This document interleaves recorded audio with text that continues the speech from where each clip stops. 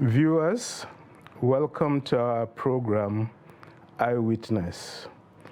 As you are aware, this is a program that has a different vision of this country, Nigeria.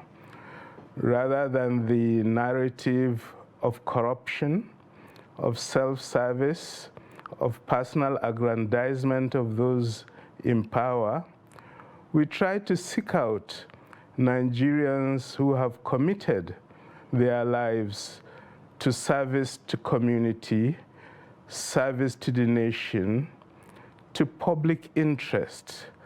There are in this country loads of people who've seen their lives as one of dedication to the service of their fellow countrymen and women. And that's what Eyewitness focuses on.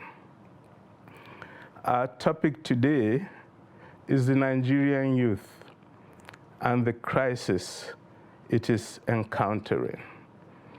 There's a sense in which the whole of Nigeria's crisis can be summarized on what is happening to the youth, and more importantly, what's not happening to it. As we are aware, Nigeria's population is large. Currently is estimated as 216 million people. It's good to have a large population. It could be an advantage, but only if certain conditions are met. There are two basic conditions: that you educate the young ones, and that you secure jobs for them so that their vision for the future is one of upward social mobility. Every society that has a high growth rate and doesn't care for the youth by not giving them education and not securing them jobs is creating a catastrophe for itself. And that's the situation in which Nigeria finds itself. Nearly half the Nigerian population live in poverty. And as we all know, Nigeria has become the poverty capital of the world. In addition, Nigeria is the country with the highest number of young people who are not going to school in the world. These are very sad statistics.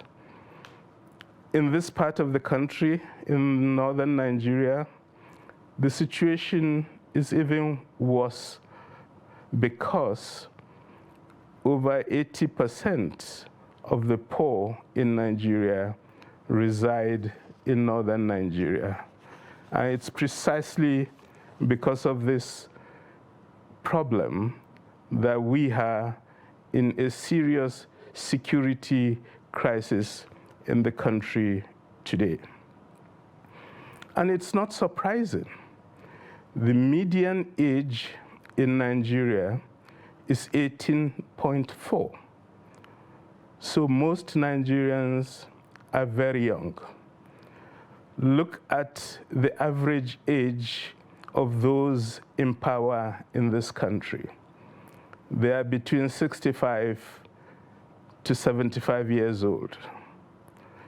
And these are people who, for the most part, have no idea what's happening to the Nigerian youth, because their own children are not suffering what the Nigerian youth are suffering. We have, therefore, a very large part of the Nigerian population living very precarious lives. And it is not at all an accident if today there are over 6 million arms circulating in private hands, and most of these are in the hands of the youth, and they are using those arms. It is for this reason that today we decided to invite somebody who has very long experience in engaging in advocacy on youth issues. His name is Samson Itodo, and he's the Executive Director of YAGA Africa. Welcome, Samson. Thank you very much, Prof, and it's a delight to be here. Please introduce yourself, your background, your education, your career, and your advocacy. Okay, so I'm Samson Itodo, and I work for YAGA Africa. I've got undergrad and postgrad degrees in law from the University of Jos, and also a postgraduate degree and master's in public policy from the University of Oxford. And I've worked for YAGA Africa for 15 years, working to promote credible elections, participatory democracy, and also youth development. And I'm a proud Nigerian, a proud African, and a global citizen. I saw in the papers recently that you've just had some board appointments. Yes. Tell us about those. Okay, so I'm part of the board of advisors of International IDEA. International IDEA is an intergovernmental institution located in Stockholm, Sweden, in Europe, that advances democracy and delivers electoral assistance across the world. And then recently, I was also appointed into the board of the Kofi Annan Foundation, that is based in Geneva, in Switzerland, to help advance the legacies of the late and one of Africa's most celebrated and also celebrated global citizen, Dr. Kofi Annan. So those are in terms of the international board memberships that I have, but also part of a lot of movements across Africa, and I've also supported and still part of the struggle here in Nigeria and across the board. You've recently come back from Oxford University, so you have bragging rights. What does that add to you?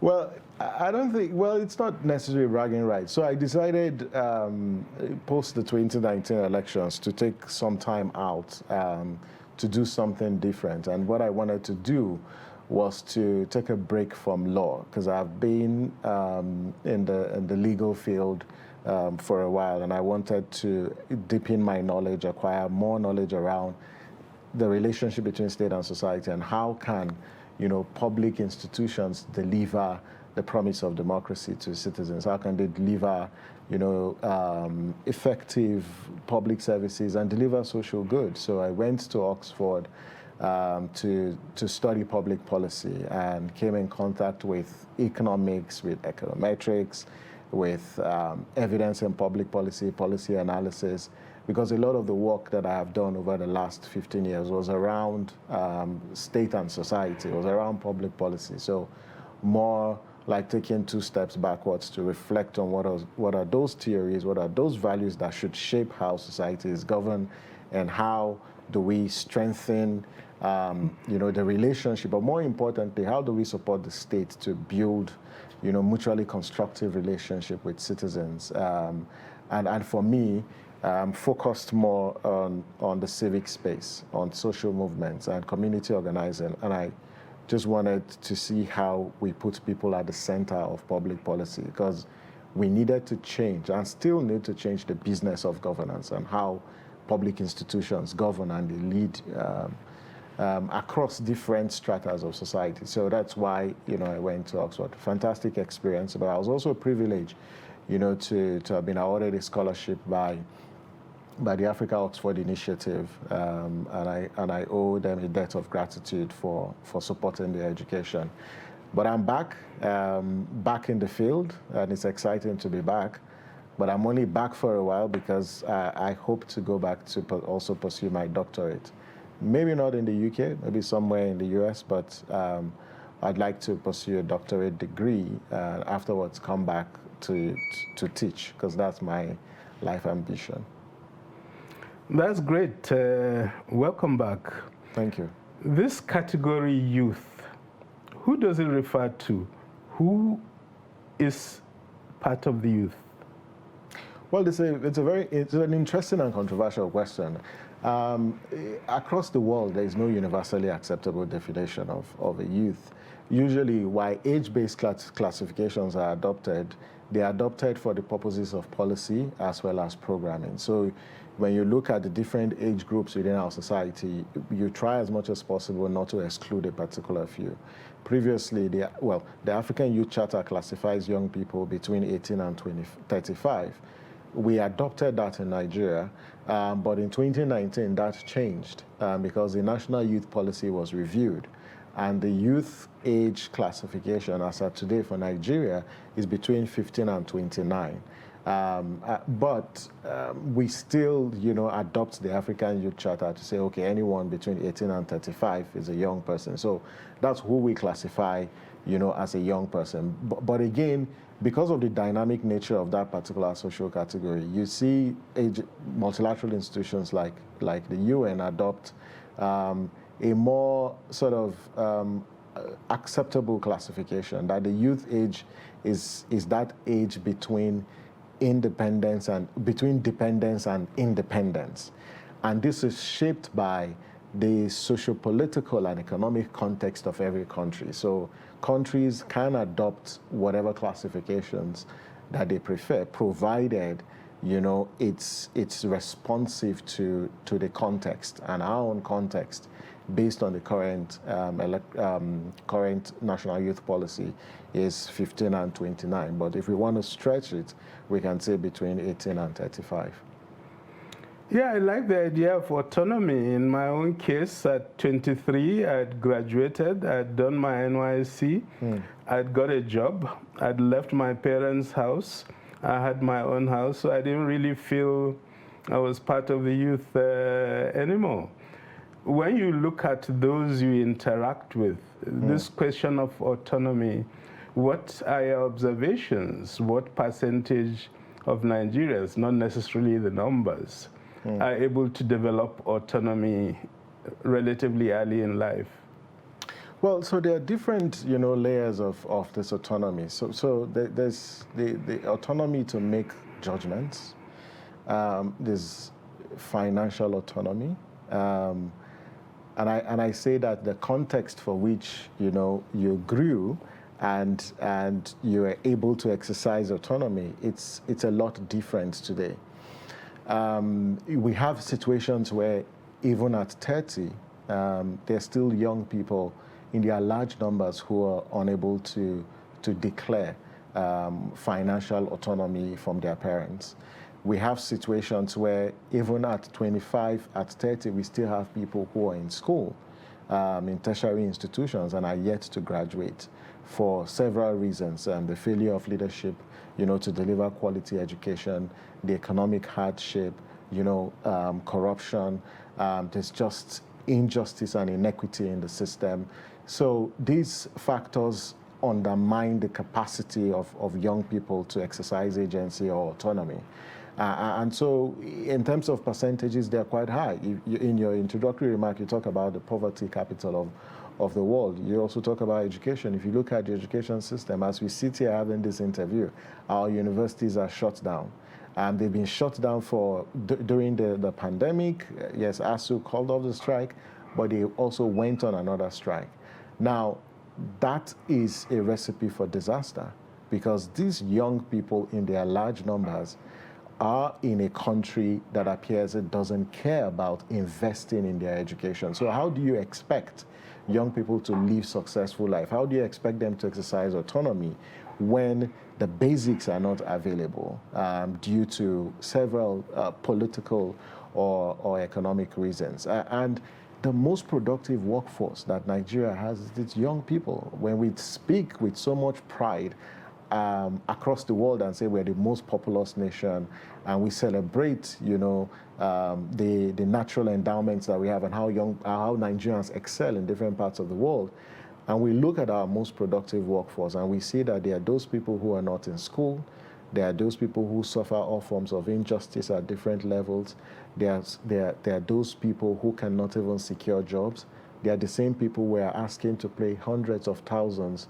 just to secure a letter from parliamentarians or highly placed individuals to secure jobs in institutions where ideally, once you merit and you satisfy certain qualifications or criteria, you should be employed. But now there are no jobs, and in places where there are jobs, they are only meant for a microscopic few. And those are few who are either close to the political class. So there's just lots of inequity that makes it difficult, for the average young person to exercise that autonomy, which I think the context is pretty different with your own days. Yes, indeed. One thing I think everybody is agreed upon is that we have a very deep youth crisis in this country. How would you describe the nature of the youth crisis that we have? So the youth crisis happens at three different levels in my view. First, at the individual level. And at the individual level, we have situations where the value system, it's broken from the family unit.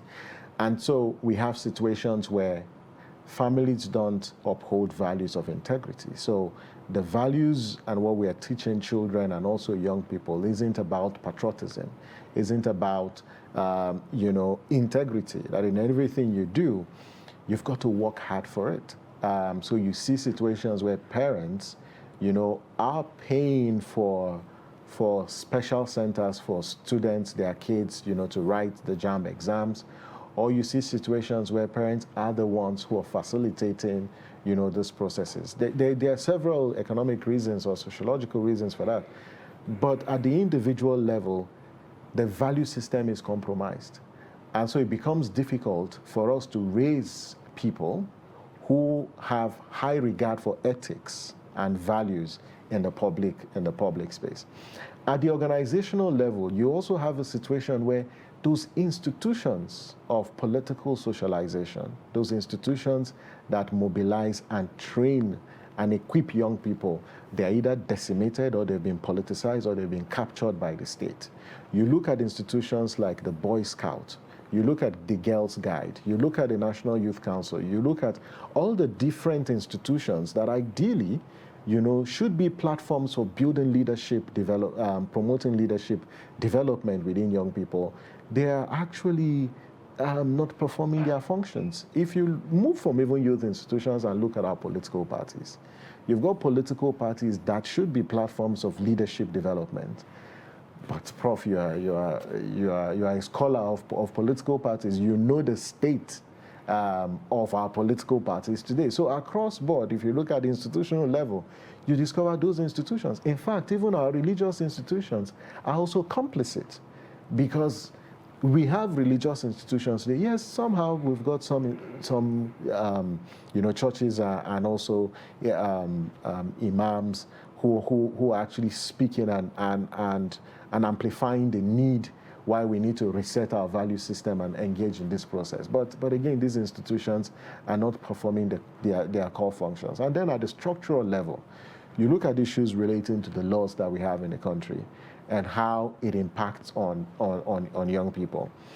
Let's look at local governance, as simple as local governance, though not simple. When a National Assembly decides to pass a constitutional amendment that devolves power to the local government, because you have a huge population of young people in the local communities that should experience governance at that level.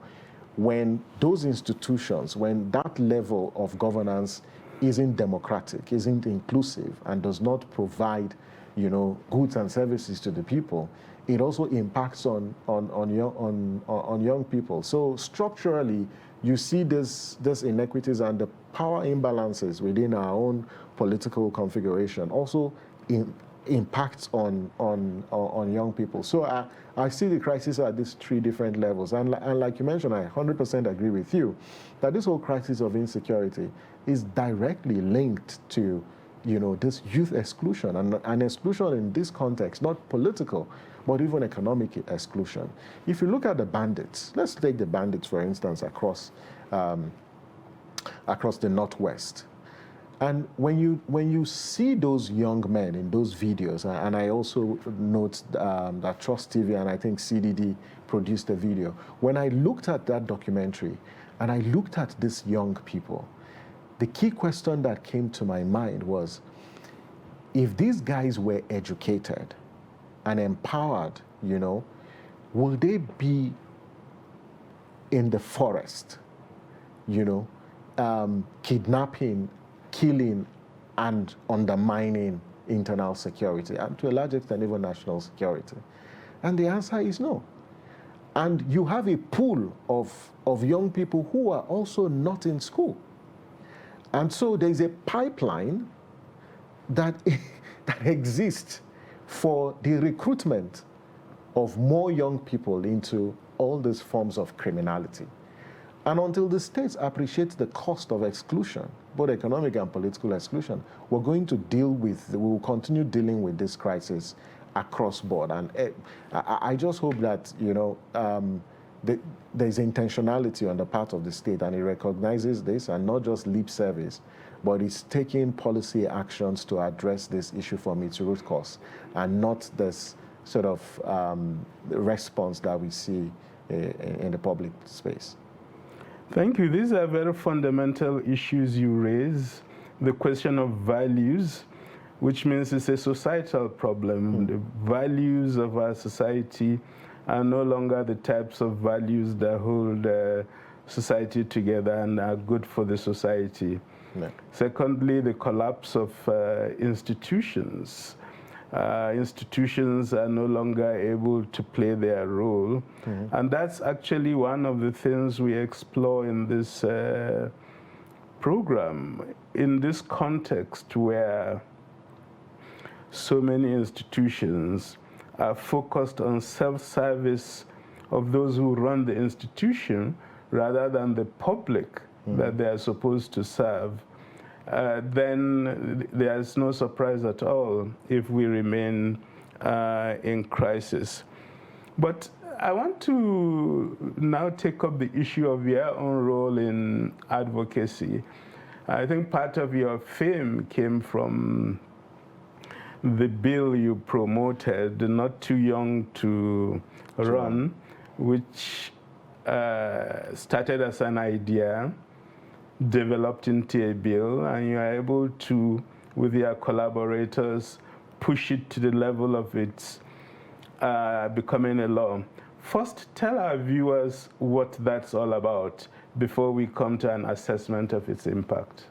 So the Not Too Young to Run law is a constitutional amendment law that reduces the age for running for office in Nigeria. So it reduced the age of running for the presidency from 40 to 35, for the House of Reps from 30 to 25, from the State Houses of Assembly from 30 to 25.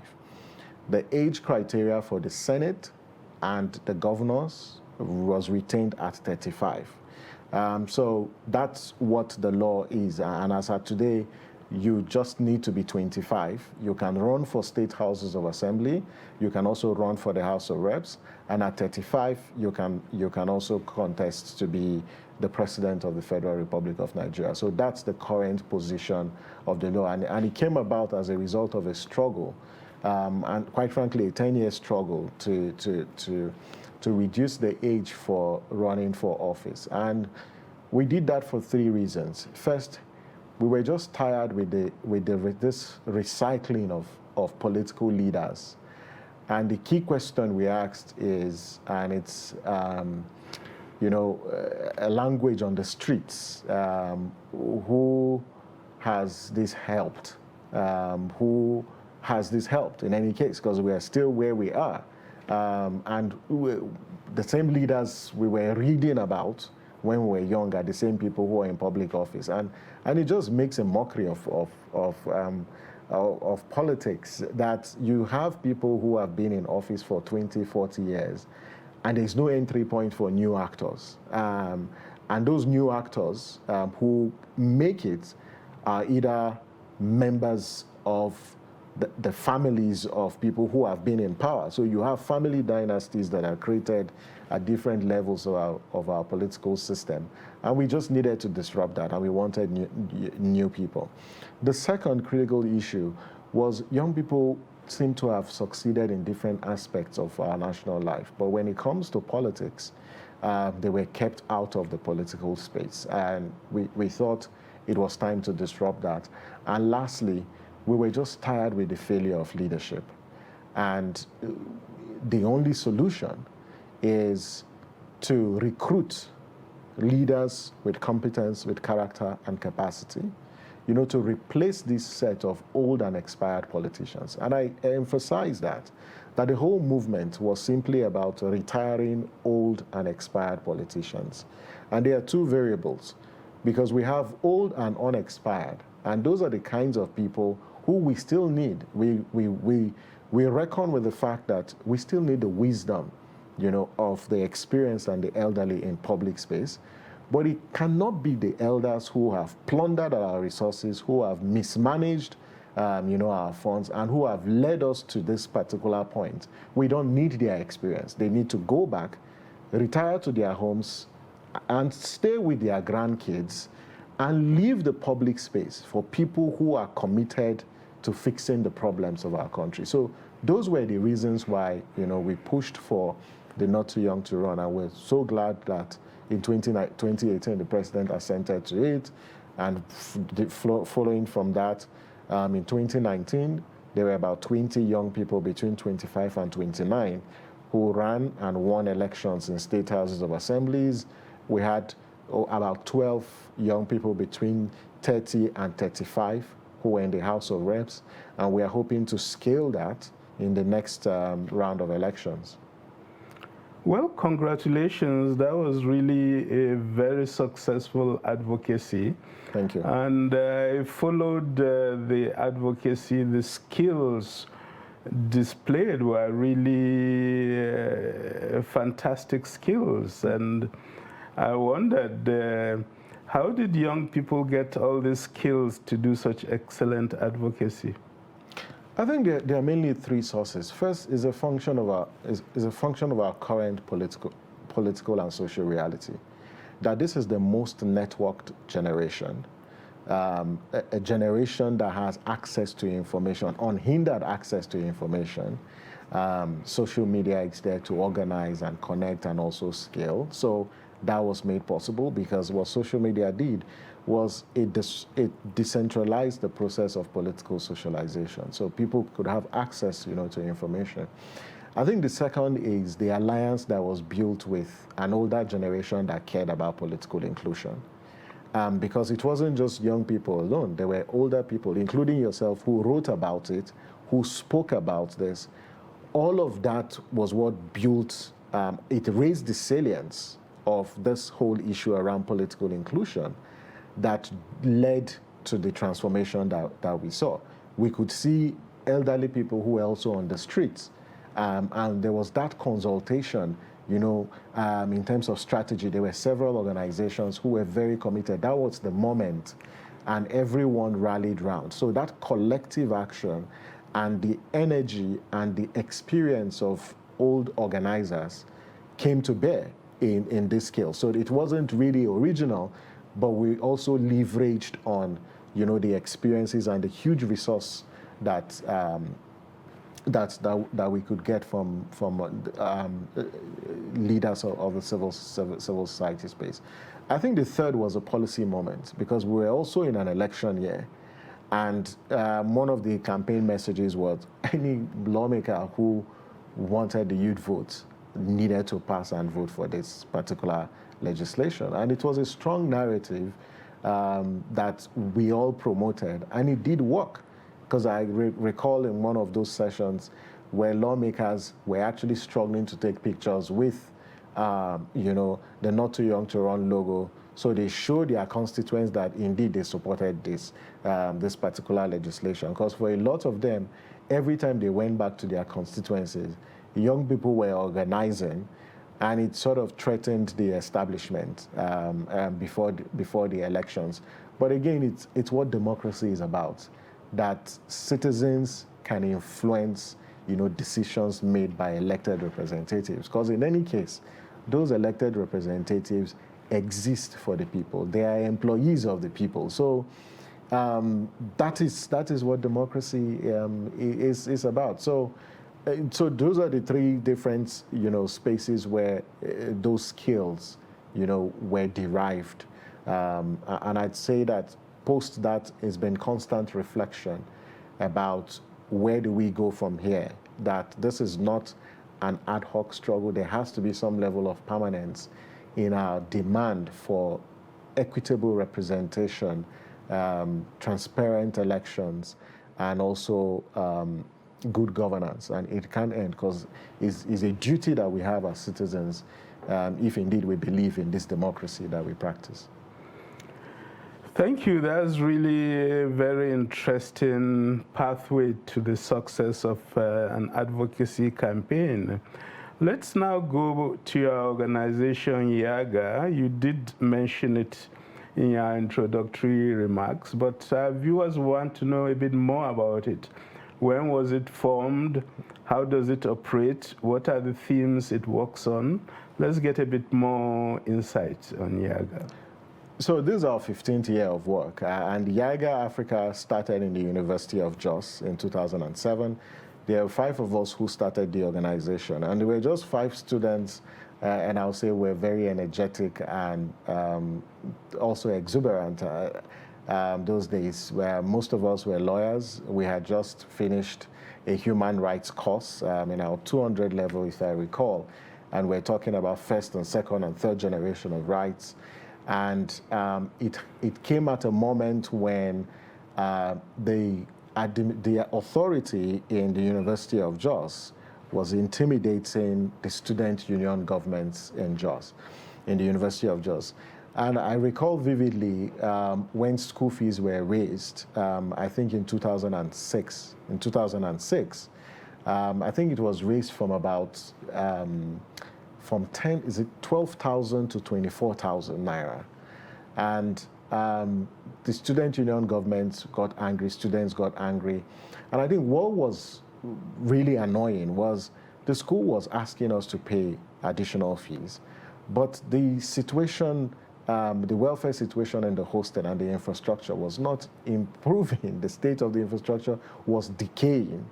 And there was just no nexus between how much we were paying and the maintenance of the hostels. And so the student union government organized a protest. We all participated in the protest, but the school's response was to suspend the leadership of the student union government and even threatened excommunication. And we said no. We started advocating for the rights of students. We then set up a human rights club, and it was just about rights and advancing rights.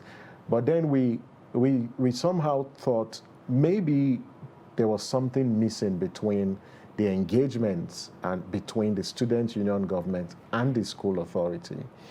And then one thing we learned was that when it comes to engagement with policymakers and decision makers, you've got to adopt, first, you need to understand the anatomy of power, and then look at whether you move from collaboration to confrontation and confrontation to collaboration. But to skip collaboration to confrontation has its own pros and cons.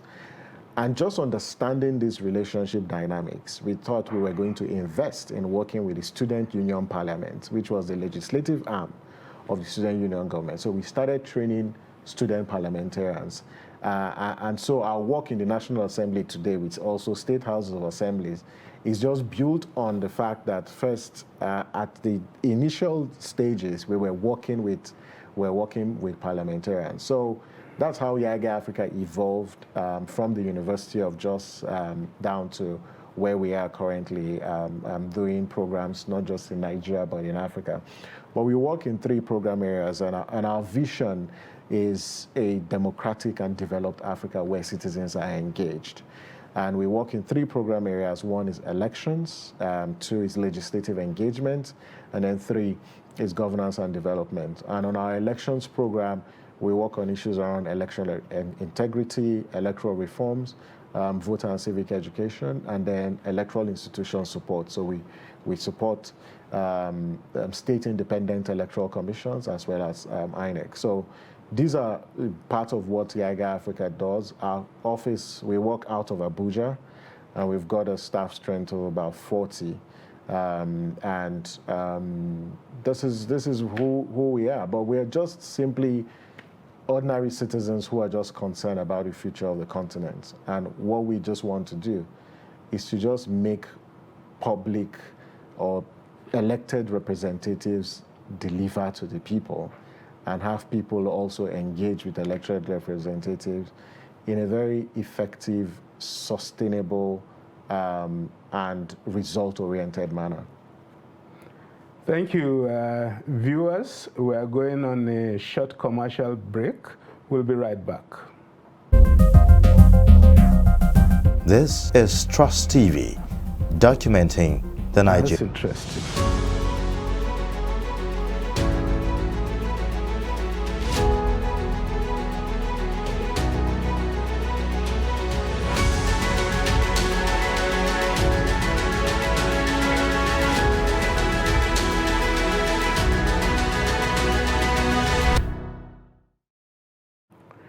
Welcome back, viewers. I think there's a key message in the last point Samson Itodo was making. Just 5 students at the University of Jos, looking at the world around them in their university, felt they should come together, organize, and improve the conditions of student life. A few years later, they have become a huge organization, over 40 staff, changing politics and public life, not just in Nigeria, but also in other parts of Africa. I think this is a key message the youth watching us should pick up. Samson, I want to come back to this issue, which is really what you spend a lot of your time on, of elections, free and fair elections. You worked so hard for that. First of all, what do you see as the stumbling blocks, the challenges we face in this country in organizing free, fair, and credible elections? Oh, Prof, I'm not sure I've worked as much as you've worked on elections in Nigeria, because I've just, but the truth is, there are lots of challenges, but I think the biggest threat, to our electoral process is our political class. And if we fix the character of our politicians, I think the institutions that should deliver on credible elections can deliver without any form of interference. The cost of our elections are high, and they're high simply because we are paying for the integrity cost, because the integrity quotient of our elections are very low. They are low not because the election management body willfully wants to undermine the integrity of the process, but you have the political actors who approach politics from a zero-sum perspective, who want power at all costs, try to decimate those institutions. You have a political class that cares less about values and the principles of democracy, but they love political power so much that they are willing to kill just to secure power. And until we fix that, we can have the best of the laws like we have today. You can have the best of the institutions manned by whether competent people, but they will still be undermined by the political class, especially when they are incumbents. So if you ask me what's the challenge, it begins with the political class, because if there's one thing I have learned in just my little years of working on elections, fix the laws, fix the institutions. If those laws and institutions don't shape and influence the character of the political class, then you're going nowhere. Because honestly, Prof, I have not seen a political class that hates their country so much like the Nigerian political class. How do you explain situations where politicians will deliberately break the law, confidently come to the public and defend the fact that they've broken the law and expect that the public will clap for them? In fact, they've gone so bad that there is a triangular mischief employed by politicians. Now, they're conducting their primaries. You can see it's obvious the primaries will end up with a lot of acrimony. They will leave the primaries and transit to INEC, and close to the elections, they move to the judiciary. And so that triangle has been there for a long period of time. So I won't talk about whether INEC's transparency, very important, you need an independent institution, but if structurally the commander-in-chief has the power to appoint the chairman of INEC, has the power, to appoint resident electoral commissioners, and he who has the appointing authority has the disciplinary powers. So you just end up with that system where the political class, determines everything. So for me, I think it's about the political class. We've got to fix that, and to do so, yes, you need some legal re-engineering, but you also need to continue to engage with the political class. And I think political dialogues are a good strategy of this engagement. I think that these politicians need to know the damage that they're causing, political system. But you need individuals, who have ethics and values to stand up and insist that the right thing be done. And the commander-in-chief, the president, has, a responsibility to do that. When I hear cases where some outliers, and there are some elections that are outlier elections. They are outlier because it is believed the president maintained a non-partisan position, and that is why the elections have gone on well. I'm looking forward to a time where a president does not need to have that disposition, that the institutions can work, by themselves and deliver credible elections without one individual, without recourse to any individual. And the political actors will be willing and committed, to complying with any decision taken by that institution. So, for me, those are some of the issues. But again, the knock-on effect of this is what we see also with the turnout of voters for elections, and the political class don't know, but it's also raising the questions of political legitimacy. Because how do you explain in Anambra where only 10% of voters voted and elected a governor for a state that has, a voting population of about 1 million plus? How do you explain situations where only 2.9% of registered voters will elect someone to come to the House of Representatives? I think it's an indictment on the political class that they have failed, to deliver good governance. And so people are disengaging, from participating. It's been a decline all through. But we hope that in 2023, we can increase the turnout of voters for elections. It's my expectation that we'll be able to do that because votes are now counting. The level of political awareness is increasing by the day. I hope that translates into large turnouts in the February and March elections. You are speaking of a triangle, a tripod. One is the political class. INEC is another. The judiciary is a third. But let's look at INEC. It has engaged in a lot of reform, worked on the Electoral Act and got it approved, introduced successively new technologies to improve the elections. What has been the impact over the past decade? Are we seeing an improvement in the quality of our elections? We actually observing an improvement in the quality of our elections. So first, you've seen we've moved from, inconclusive elections to conclusive elections, because there was a period where elections, the inconclusive nature of our elections was quite concerning. And they were concerning not because INEC didn't know what it needed to do, but it was a position of the law and the crisis and violence caused by politicians, because they look for ways to circumvent the process.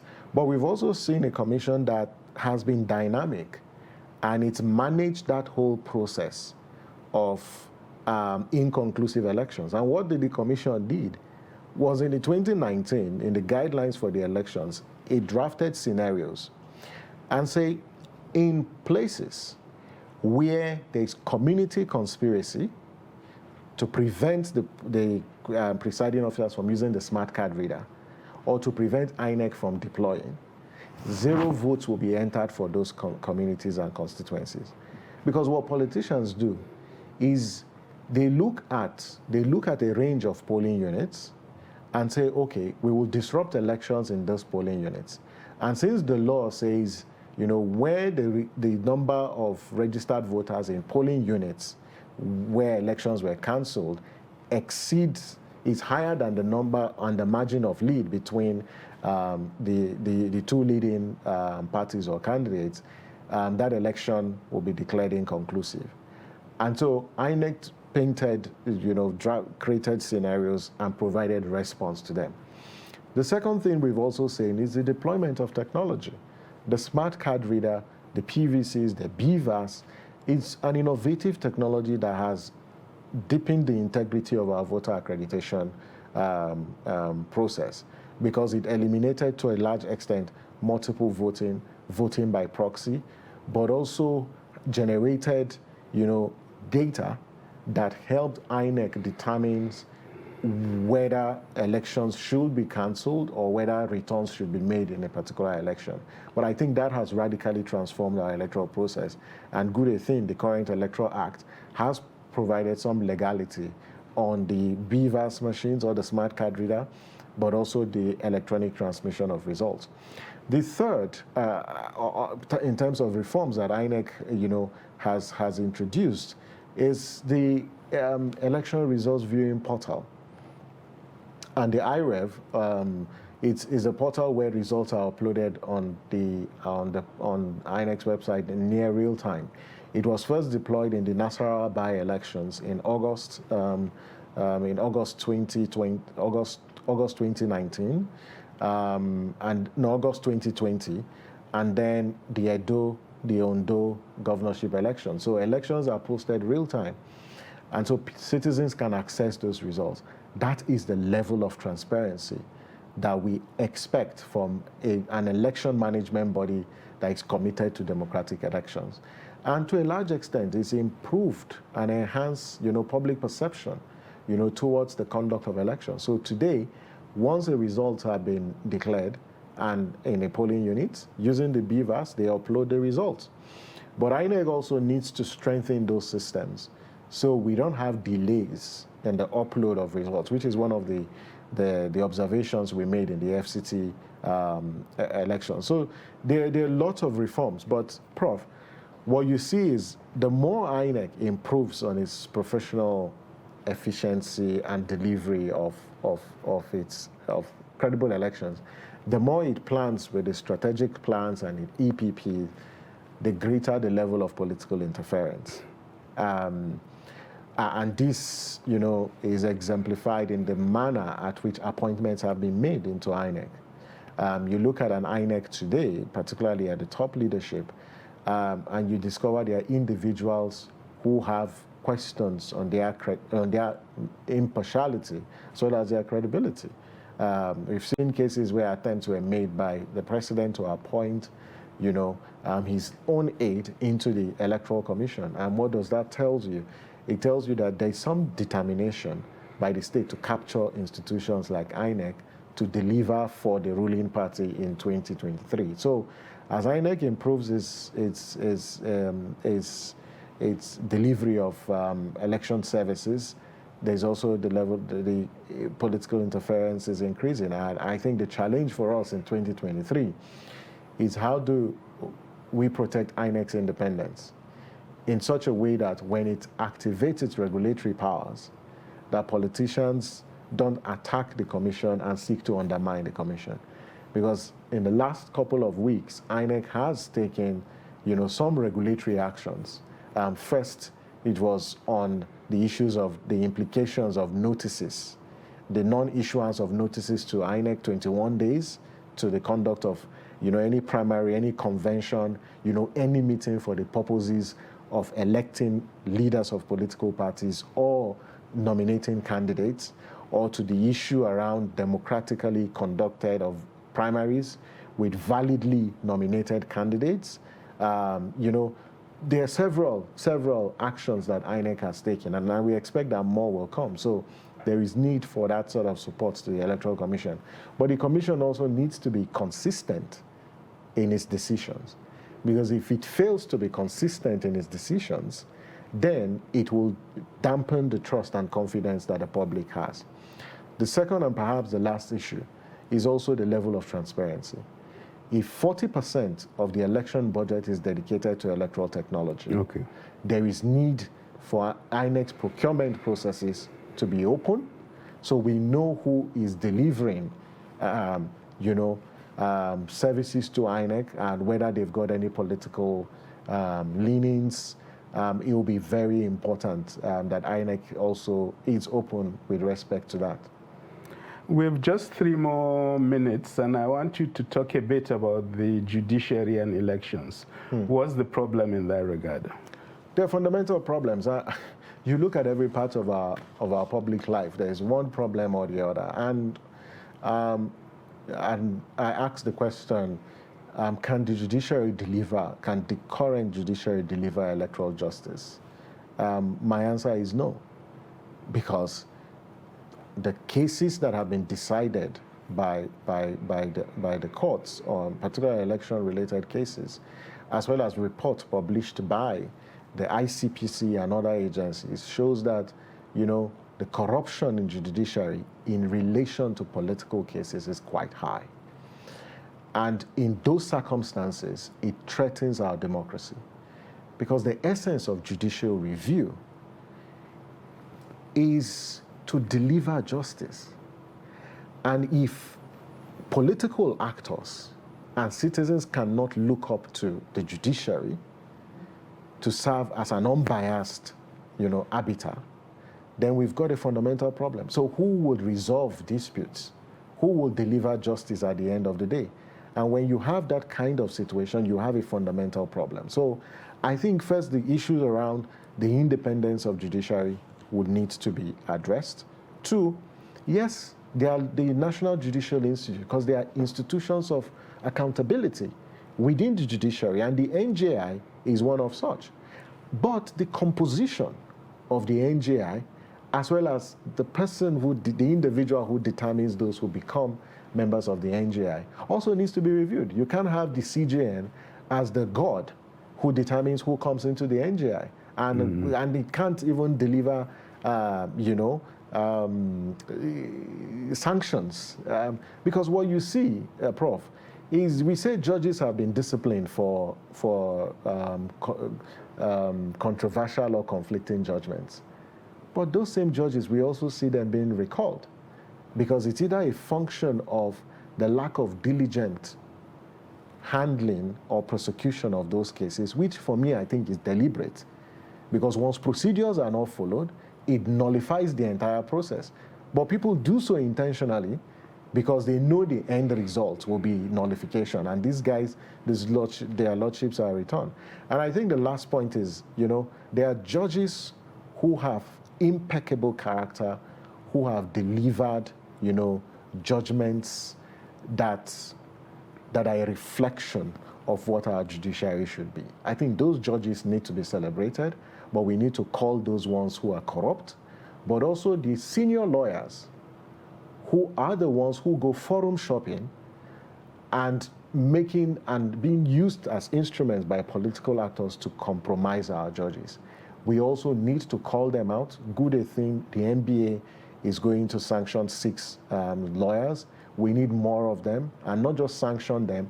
We should name and shame them and we urge citizens not to patronize their law firms, because this whole struggle of reclaiming the state is going to take both the carrot and the stick approach. Okay, for our last 30 seconds, looking at the future, how do you see the youth in this country? Are you optimistic, pessimistic? I'm very optimistic. I'm optimistic because I know young people. I know that young people love this country so much. They've got the energy, they've got the resilience, the innovation, and they want to contribute, you know, to the development of our country. The best that the country can do is, beyond providing the safe and secure environment, is recognizing the role that citizens play, that you can't make any progress if you don't secure the trust of the vast majority of your people. And the only way to do that is to deliver, one, competent leadership, responsive leadership, and transformative leadership, one that is inclusive in every respect. And if we do this, you know, we will tap into the resource. Nations that we celebrate today did nothing, but they tapped into their most productive workforce. That's what the Asian Tigers did in the 80s. Nigeria can do same, and I'm sure we would reverse, you know, this descent into the abyss that seems to be one that preoccupies the minds of our political class. Thank you very much, Samson Itodo. We needed 2 hours for this discussion. Our time, I'm told, is up. But I think the discussion has been very rich, and it gives hope to our viewers that, yes, we have problems in our country and with our youth, but all those problems can be fixed. We need will, we need determination, and once we move in the same direction, we can move this country forward. Thank you. Until next time.